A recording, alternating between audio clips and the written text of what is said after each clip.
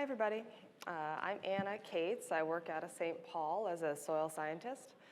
I work statewide, and I'm going to talk sort of broadly today about what cover crops might look like in your system, and in particular, how they do with water. How do I sound in the back there? Do I sound okay? A little more? Okay. So as I said, I'm a soil scientist, and I just wanted to introduce myself a little more because I don't live around here, and I might not have seen some of you before. I did my graduate work at University of Wisconsin-Madison, and I was really interested in how carbon works in the soil, how organic matter cycles and builds up in different cropping systems. I'm not talking about carbon today, but if you want to talk carbon later, I'll be doing a demonstration. Always happy to do that. I put up this map in the background of soil organic matter contents across the Midwest, and you'll see the darker colors mean higher organic matter soils, and you guys probably already know that you have pretty high organic matter soils relative to a lot of the country.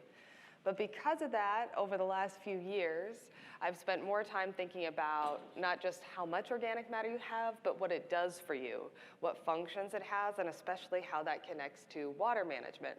When you're starting with 4% organic matter, or I know some of you guys are probably even higher, adding 0.5% organic matter isn't likely to make much difference in how your crop field behaves. But changing how your soil is structured and therefore how water moves around is likely to make a much bigger difference on sort of an annual management time frame. So that's what I'm going to talk about today, is how cover crops might change your soil both in the immediate time frame when you're dealing with them and in the long-term time frame. So this transition from carbon to water probably has a lot to do with when I arrived in Minnesota. I started my job in January of 2019, and I heard about some wet years, and I experienced some wet years, and then we came around to a couple of dry years. So when you think about soil health, which is in my job title, I'm the state soil health specialist. One way of defining that is the functions that a soil can give you. When you think about the functions you want your soil to give you relative to water, they're actually two really different things. You want the function of water going in fast when you get a lot of water like this. And you want the function of water sticking around for the long term. And so I'm going to talk a little bit about how do we get those two functions. I want you to think about how different those functions are and what we can do to our soil to get ourselves closer to doing that possibly impossible breadth of things we want our soil to do. Okay, so first I'm just going to go through what happens with soil water when you plant a cover crop over the course of a year. So here, this is a picture of cover crops growing in the fall. This presumes you had enough water and heat units to get the cover crops out of the ground, and they're growing a little bit. The most basic thing a cover crop is doing at that time is taking up water, and so this arrow is going down, showing that your soil water is lower relative to a system with no cover crops. I do have a little caveat there. Presumably, if you're planting your cover crops, you didn't have time to do as much fall tillage, and that fall tillage can cause a loss of soil water too by increasing evaporation, right? So there could be a little back and forth there, a little trade-off there, where if you didn't till, you're retaining a little water, but you planted your cover crop, so it's taking up that water, so it might end up being a minimal effect, depending on the year, the amount of soil moisture you started with. I know a lot of people, this year they didn't have a lot of moisture in the fall, so probably was hard to go down at all, hard for the plant to take anything up at all. In the winter, I put a little tiny up arrow for cover crops, meaning they might increase your soil water a little bit. This one's a little bit tricky because it depends on the snow catch and the temperature conditions. You're going to get a whole talk about temperature conditions later this afternoon, so I won't embarrass myself trying to talk about the climate too much. But you might have a little snow capture, a little more insulation, and more infiltration with this cover crop. That's going to depend. A really chunky tillage job might also catch a lot of snow and give you kind of a similar effect. So this is a time when your cover crop is not having a big effect on your soil water budget. Okay, the spring, this is the most direct and obvious time your cover crop is going to be taking up water, drawing down your soil water, and almost certainly moving in one direction, a little bit less confusing. Of course, the amount of water it's taking up is going to be proportional to how much it grows. And so some years you might take up a lot of water, other years maybe not. So this is what's happening when the cover crop is growing over time. We're mostly taking up water. And then we think about the summer after you've got this cover crop. And I have an up arrow in there, presuming that the cover crop residue is going to help you retain some soil water by reducing evaporation at the surface. Can I just say, this cover crop picture I've got of a lot of residue between soybeans, for how many people is that their nightmare scenario of cover crops? Way too much? Well, I have to say, this is from one of our research plots, and it was a little bit more than we had bargained for also. I'm going to talk a little bit more about that research later. But presumably, you want your cover crop to provide you with some residue on the surface to protect that soil surface from crusting so that it can take in water over the course of the summer. That's another way that having that cover crop residue could increase your soil water during the summer when you're presumably drier and in need of water. The other piece is the soil structure benefits provided by the cover crop. So this is not just for the summer after your cover crop is planted, but this is what we're looking for in the long term, is changes in how your soil is structured so that you have better infiltration and better water storage over time.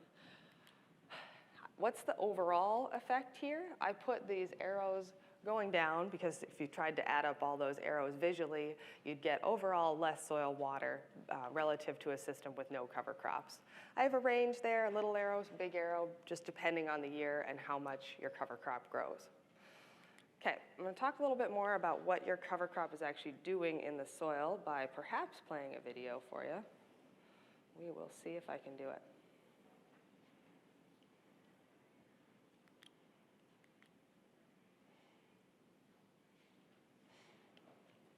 Okay, I'm not going to worry about that too much. What I wanted you to see was how the roots travel through the soil when you have a cover crop physically growing. So the roots are pushing soil particles aside, they're interacting with the mineral particles in the soil, and also as the cover crop roots grow, they follow each other. This is true of all roots in the soil. So this little section of the talk is really just in praise of the function of roots in the soil. Your corn roots do this, your wheat roots do this, your cover crop roots do this. Nothing else that you can do as a manager really gets you in touch with your soil microbes the way the roots do.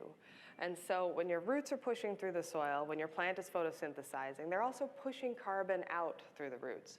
This cartoon shows it on a tree, but the phenomena is the same for your crop plants or any other plant. You have a lot of the sugar that your plant makes, not making leaves or stems, but pushing out to feed microbes around the roots. So right next to the root, just the paper-thin surface of the root, is where a lot of the microbial activity in the soil is taking place. The root does this because that microbial activity, what do? They eat, they reproduce, they die. That's what microbial activity is. And when they die, their cells break apart, and that leaves nutrients that the plants can take up. So the roots in the soil, it's worthwhile to them to slough off a bunch of resources that they've gained through photosynthesis for this symbiotic relationship. That's obviously beneficial from a nutrient standpoint for your crop. This is why when you apply fertilizer, you also assume that you're going to be getting some uptake of organic nitrogen and phosphorus. But it's also beneficial for your soil structure. So these microbes that are living on the roots, they're also interacting with the mineral surfaces of the soil. So in this cartoon, you can see on the left, all the little microbes are stuck to the mineral surfaces. You can think of organic matter in the soil as just sticky stuff. Dead microbes, living microbes, they're sticky. And they like to stick to mineral surfaces. Clay in particular has all these nooks and crannies in it, all these little pockets where water hangs out, where organic matter hangs out. And those are good places for microbes to live too. This is why if you pull a plant up, like I did there on the right, you see the clumps of soil sticking to the roots. Because on those roots, those microbes are living, they're producing sticky stuff, the sticky stuff binds to the soil particles, and then you have what we call a soil aggregate when you have these clumps that stick a little more together. We'll see if this video goes, since it's not on the internet.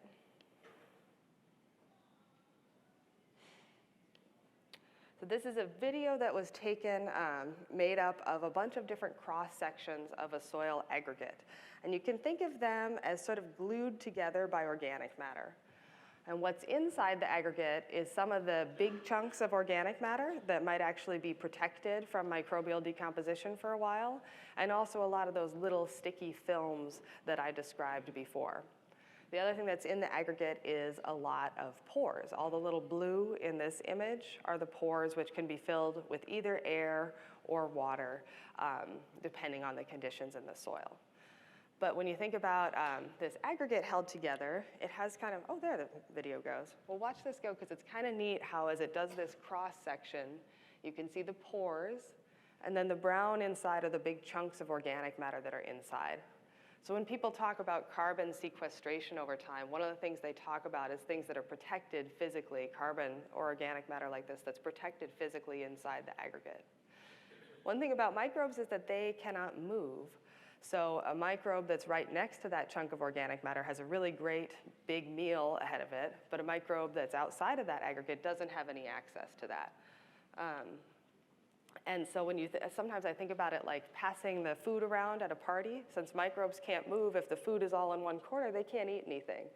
But a tillage event, for example, is the equivalent of taking the buffet trays and taking them all around the room, and a lot more food gets eaten a lot more quickly if you're able to move the resources around like that.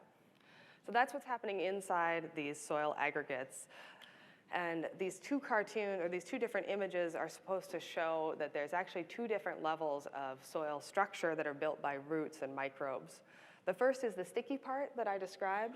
The clay surfaces, the mineral surfaces coated with stickiness. I think of it like a snowball. And maybe you can think of the organic matter inside as a rock buried inside that snowball that's kind of a surprise to whoever might open it up. But the sticky carbon coatings are one level of holding things together. And then the next level are the roots and the fungal hyphae. So in that picture on this slide, you can see the roots physically holding soil together. And in the cartoon, they have some different stringy fungal hyphae and stringy roots that are also doing that. When you do a tillage pass, that's the stuff that gets broken up. The glue doesn't get really disturbed by the tillage pass, except for, like I said, being passed around for microbial decomposition, but the stringy stuff gets broken up. So the bigger aggregates get broken up, and the little ones tend to survive when you have a disruption like that. Okay, so back to water. Why do the aggregates matter for water? This picture shows aggregates in two different ways. On the top two circles, you have looking down at the soil. On the left, you have a less structured soil, which has this real smooth, consistent surface. On the right, you have a soil with more structure, which has more different sizes of particles. And on the bottom part, you have a cross section. So the water is trying to enter the surface of the soil and go through these particles in cross section. And on the left, with this soil that's all small particles and none of these bigger aggregate clumps, you just have small pores in between small particles. On the right, you have some of these bigger structures, these aggregates, and the water is able to go through larger paths between them. I'm sure you guys have all seen when cracks develop in your field, that's where the water goes. Aggregates essentially make natural vertical pores, as do roots. They make these natural vertical pores for some of the water to shoot down quickly when that's needed. It's kind of the difference between this room being filled with marbles and all the spaces between the marbles being really tight and not a lot of space for any air or water between them, and the room being filled with bowling balls where you're actually able to, have a whole body or have a lot of water move quickly in between the big particles. Zooming in on this, I added some little polka dots inside to represent the pores inside aggregates. Again, thinking about that we want these two functions from the soil, not just the infiltration around the big particles, but the water storage inside those aggregates. And so you kind of get both. When you get natural soil structure, you actually can get a little bit of both. All right, these videos are going fine. This is from a little experiment we did, not an experiment, we were just training with this device that sets a certain amount of rain on the surface. You see the little cylinder up there. At the bottom of that, it has a bunch of little tubes that spit out water on the soil. So we applied the same amount of water to a soil on the left that had been heavily tilled and had just a few plants growing in it. And then on the soil on the right, we had a lot of dead rye residue. This was kind of late in the summer, and the rye had been terminated already. And so on the left, what happens is that there's not any structure, and when you apply a lot of water, all the particles just kind of get dissolved into a soup. and you end up with this jello phenomena. I don't know how many of you have ever gotten stuck in that kind of texture of soil. Whereas on the right, you apply a lot of water, and it went through those big pores. The aggregates weren't subjected to a total submersion event, and they didn't get dissolved. And you still have something that looks like soil, something that could hold up a little traffic. This is just a small example, but I think this visual, we've all seen one or the other happen, whether it's in a natural system or in a part of the field that's heavily compacted and just can't absorb any water. You've all seen this contrast, and I think it really illustrates the function that we're trying to get to. We want to get to the function that looks like this one on the right versus the one on the left. Okay, so to summarize the effects I've talked about so far, we have cover crops are probably reducing the soil water, especially at those wet times of year in the spring, and increasing at dry times of year. They're feeding the microbes at a time when otherwise microbes don't get anything to eat over the winter. They're building soil structure, which can stick around for a long period of time. And then they're reducing erosion. So I have a little data showing this erosion phenomena. We've been measuring this in some trials in southwest Minnesota. Both with tillage and cover crops, we can kind of see an effect. So here, these are at Lamberton and Rochester. And the little pictures show these tiny little mats that are placed on the surface. So they just look like a little 6x6 mesh pad. The sediment flows over them, and you can see how much sediment is moving in a field. So this just shows that where we had a cover crop, we had almost no sediment moving around. And when we didn't have a cover crop, we had a lot of sediment moving around. And that can be from wind or water. We think this method mostly captures from water. Okay, I have been talking here as though drawing down water in your soil is always a good thing. Again, probably somewhat influenced by some of the wet years I saw when I first got here. I recognize that drawing down water in your soil is not always a good thing. And I want to talk a little bit about that, about what the situations are when you might want to manage your cover crops so that they're just drawing down that little bit of water instead of that big amount of water, as I'm portraying in this range here. I borrowed this data from my colleague David Karki in South Dakota, who did an on-farm trial for several years comparing cover crops and no cover crops fields across the state. South Dakota has a really nice gradient of precipitation to work with in their different sites. And so that's what the bottom axis here is, the amount of precipitation received during the corn growing year after a cover crop is planted. And you can see that the range is from about 15 to up to like 45. Again, South Dakota, quite the range. And the y-axis here is the difference in corn bushels per acre between a cover crop and a non-cover cropped field.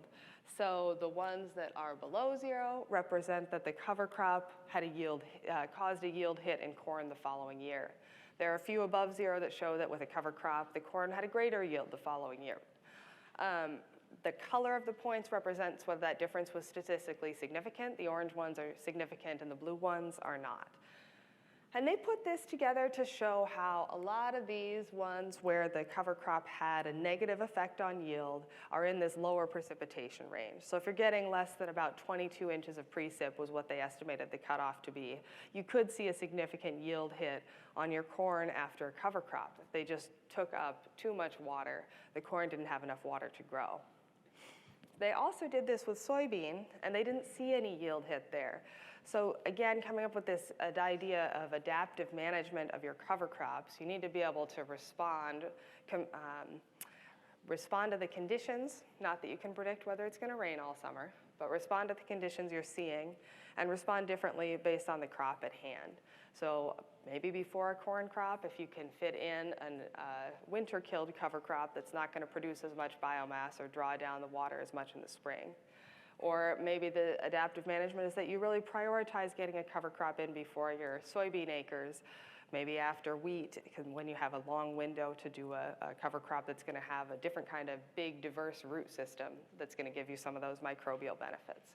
So that's one way to think about adaptive management, knowing that a low precip year can mean that drawdown in water is negative for your cash crop yield, especially for corn. Question? Yeah, go ahead. So at no time did the cover crop help yield there, if I'm reading that right? So there should be a brown dot There are just these non-significant ones above 0. Yeah, But so that at no time did it help the yield right, significantly? right. Thank you. Right. I think that we think of these ones where it's non-significant as a win in terms of you're getting the same amount of cash crop yield, plus you're getting the environmental benefits of reducing runoff and keeping your nutrients in the system. Minus the cost of the cover crop. Yep. Yep. Yeah. In terms of economics of cover crops, the seed cost, the application cost, everything does cost. The times when they tend to be economically most beneficial is when people pair that with eliminating a tillage or an herbicide pass. So if you're able to pair some of those passes across the field with passes you were going to make anyway, then you're not losing on those. And if you're able to reduce your diesel costs by not running fall tillage and planting your cover crop instead, then you're able to maybe balance that out. I'm not going to say your cover crop is here to make you a bunch of money. I'm saying that it could give you some benefits, and if you can work it out to balance, I think it could be a competitive system. How's that? People who graze cover crops do tend to make money on them because they're able to obviously feed them to livestock that then they can make money on. So that's the other way that it's a lot easier. Graze or bale or otherwise use the forage. Okay.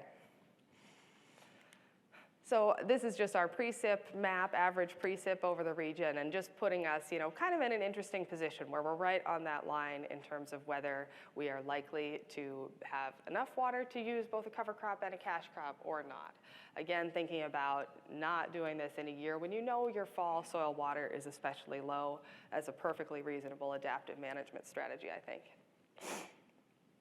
I want to talk just shortly about the first year of data we have on some research on planting soybeans into green living rye up and down western Minnesota. And so in this case, our first year was 2022, and these pictures show rye terminated either 22 days before planting, 1 day after planting, or 9 days after planting. So I have to say, I asked you guys earlier about your nightmare scenarios. This kind of is a nightmare scenario even for me, and I'm a cover crop booster. That's 4,000 pounds per acre of biomass. And we only let this go because it was a research situation. Otherwise, I think, planting season was getting real late. Anybody would have probably terminated all their cover crops before planting if they had had that option in that situation. We'll have to see if in some years, if we get a wetter year, maybe that later termination will make more sense. The benefit of a later termination is that you plant through upright, springy, flexible rye instead of through this. And then you also maybe get a little bit more biomass and a little bit more of the residue coverage that you're looking for the environmental benefits. So we're again hoping for a better year this year. We have funding from the Minnesota Soybean, Minnesota Wheat, and also from the SARE, Sustainable Ag Research and Education Board to do this for a few more years. Okay, so if 4,000 pounds of biomass is not the goal, what is a good goal, a good attainable goal with cover crops? I think of ground cover as the primary one. This figure shows about 500 pounds per acre of biomass, which research from Wisconsin and North Dakota shows us is not likely to tie up any nitrogen in your system. So that's a good thing to aim for in terms of knowing that you're not going to have to worry about that nutrient tie-up. The other thing that's on there is this long-term soil structure development. So you want to produce a little biomass, you want to reduce erosion, keep your soil in place, and you also want to get that long-term soil structure benefit. In terms of how-to, I haven't talked a lot about this today. There are resources out there at the Midwest Cover Crops Council. This recipe goes through a bunch of different kind of diverse rotation options for cover crops. In our Minnesota cover crops recipe, also available with the Midwest Cover Crops Council, we kind of focus more on corn soybean rotations. And we really look at getting rye in before soybeans because that's a pretty flexible system, and getting something overwintering in before corn if you can. There are some options for interseeding and stuff like that if you want to get fancy, but I would say if you have wheat in rotation, that is by far the lowest hanging fruit in terms of getting something up and established in the fall. Okay, I'm going to stop there, and I'll take any more questions if you want to talk. I do. Yeah. A couple, sorry. No, good. Did you take those to yield, those 4 scenarios? Oh, the soybean plots? Yeah, I'm glad you asked. Oh, where are they at? Where's the yield data? So we have a bunch of different, we had 5 locations, and in 3 of them, termination after planting reduced yield, and soybean stand and everything. We had a lot of scenarios like that where we got more biomass than we wanted. Yeah. Okay. So another question then, have you ever done a spring soil temperature study? Meaning taking black dirt, when did it reach 45 compared to the rye? Yeah. When did that reach 45? I haven't done that, and I know that's a good thing to think about. If the rye is truly pulling up water, that should help in terms of warming up the soil. But you're right that it's not going to compete with black dirt in terms of pulling in heat in the spring. One of the systems that I think works really well in that case, if you are really wanting to get that black dirt warm as soon as possible, is a strip till system. And Jody DeYoung-Hughes does have some temperature data showing that the inside the berm, where tillage does happen, is just as warm as a fully tilled system. It's just between the rows that you are cooler. Obviously, that's an equipment thing. Was there one over here? Was it winter rye you planted? Yes, this was all winter rye that we planted. Yeah. Well, kind of the answer to Chris's question depends upon saturation, right? Yeah. On soil temperature. So what does 6 inches of heavy clay soil hold for tons of water versus one that's got half that amount of water that has a cover crop? The other thing gets to be is trafficability of that. And so, you know, a lot of times people say, well, if you have cover crops or no-till, you don't get it crop planted. But we've seen in wet springs, there's just as much PP on fully tilled soils as there are on the others. Yeah. So the big thing gets to be is right now, drive through the territory and start looking at the fields that are blowing and the ones that are not blowing. Yeah. And so those tons of soil in the ditch have a high value, especially when we're paying $8,000 an acre for land. So, and then there's the nutrients and organic matter. Yeah. Good points. Good reminder. Any more questions? One We in are the back. running a little ahead of the schedule, so we can take more questions. Going back to your chart on the soil saturation, when you're showing your rainfall, do you accredit that prevention of yield loss after about 20 inches of rain to pore space? Because I assume the rye was killed off and the soil saturation did not occur because of that heavier rain amounts. Is that correct, or what's the assumption there? So you're thinking about this chart from South Dakota? Yeah. I think here the variability in yield is probably due to other things in the field, other factors, right, that cause the cover crops to, I don't think the cover crops are the biggest factor there. When you have less water and cover crops are taking up water, water became the biggest factors. But I think when you get on the right side of that graph, it's not about the cover crops as much anymore, or about the water as much.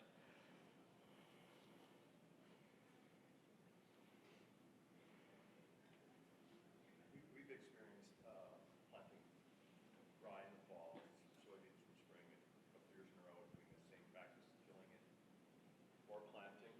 But weather conditions one spring where it's cool, Roundup didn't work, and it took a long time to kill. You know, that's out of our control, I guess. But Yeah. what we've experienced, one year worked great, killing it at the same time. Yeah. Next year it took weeks for it to die because of cold temperatures. Yeah, that's hard. So he just said that you could kill your rye at planting, but if the conditions are too cool for Roundup to be effective, then it may not actually die when you apply that herbicide. Yeah.